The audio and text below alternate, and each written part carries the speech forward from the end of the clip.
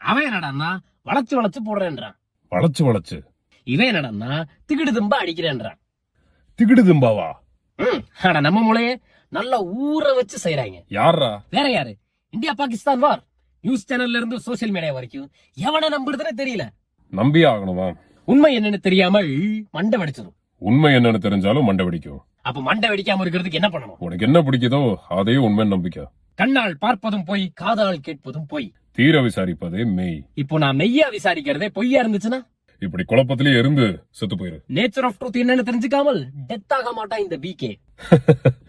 இதுக்கு ஃப்ரீட்ரிக் நீச்சா ஒரு அருமையான எக்ஸ்பிளனேஷன் கொடுத்திருப்பாரு. பாரா மீசக்கார இதையும் பேசியிருக்கா. நீச்சாவை பொறுத்த வரைக்கும் ட்ரூத் அப்சல்யூட் கிடையாது, அது ஒரு ஃபிக்ஸ்ட் என்டிட்டியும் கிடையாது. மனிதர்களுடைய அனுபவங்கள் தான் அதை தொடர்ந்து வரையறுக்குது. தாமஸ் ஆக்வனாஸ் போன்ற ப்ரீ ரேஷனலிஸ்ட் திங்கர்ஸும் என்ன கருத்து முன் வச்சாங்கன்னா, ஹியூமன் இன்டெலெக்ட்ல இம்பர்ஃபெக்ஷன்ஸ் இருக்கிறதுனால அவர்களுடைய ட்ரூத்லயும் இம்பர்ஃபெக்ஷன்ஸ் இருக்கும். புரிஞ்சிருச்சு. அப்போ குழப்பம் தான் நிதர்சனமான உண்மை. Finish.